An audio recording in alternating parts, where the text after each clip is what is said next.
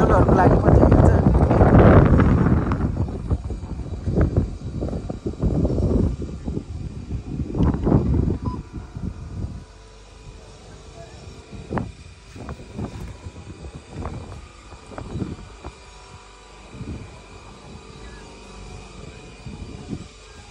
छैन रहेछ पार्क ठाउँमा के रहेछ छ्यासा भित्र भनिहाल्नु त लु खासै केही रहेछ त्यस्तो ए हो त्यहाँ हाम्रो ठुलोको लागि छैन रहेछ है ओके कस्तो लाग्यो दुईजना टिकट चाहिने रहेछ भित्र तर केही पनि स्पेसल छैन नि त होइन ल जाउँ जाने उताबाट हेर्ने हेर नि त पानी ल यस्तो त्यसो भए हिँडेको अब हिँडेको हो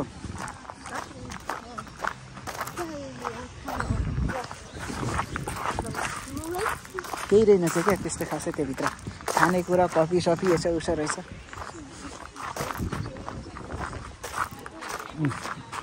बुढा मान्छेहरू पनि हुँदैछ है नगर न नि म्याम मेरो भिडियो हालिँदैछ मेरो भिडियो हालिदिनु हुँदैन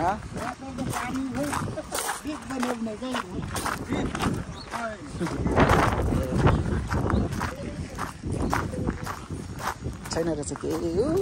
पर गाईहरू पनि हेरेर जानु नपाउने रहेछ हौ हजुर गाई हेर न गाईको दुध दुहुनु जाउँ त को जाने गाईको दुध दुहुनु जाउँ न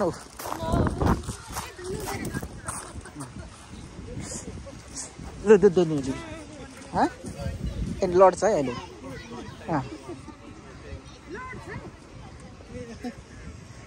टुक टुक टुक माली गाई बटरफ्लाई गाई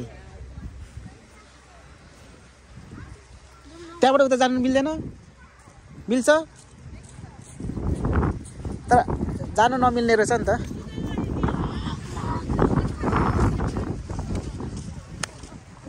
गाई गोठहरू रहेछ है यहाँ ओरिजिनल गाईहरू चाहिँ पर रहेछ है होइन तिमी त खाएको खाइछौ त नि गाईहरू चाहिँ त्यता रहेछ टपिङहरू खेल्न पाउने रहेछ त्यो पर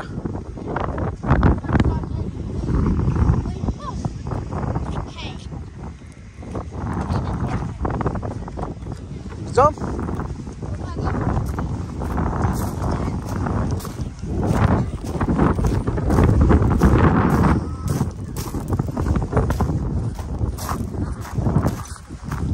यहाँ चाहिँ हाम्रो टिम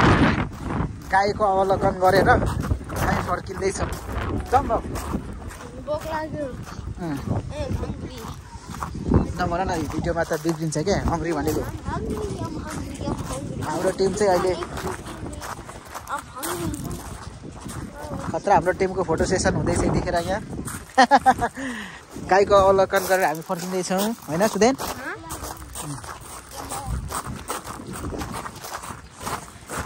सबै 3 मिनट 5 मिनट बनाएर हालिदिनु पर्यो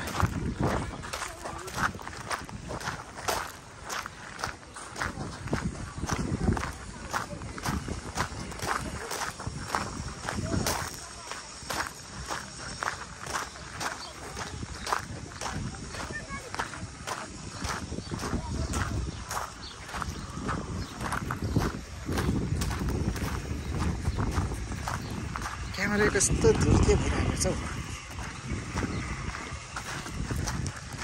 सुमिना त्यहाँ नजाउने एकदम मान्छे हेरेर हुन्छ यार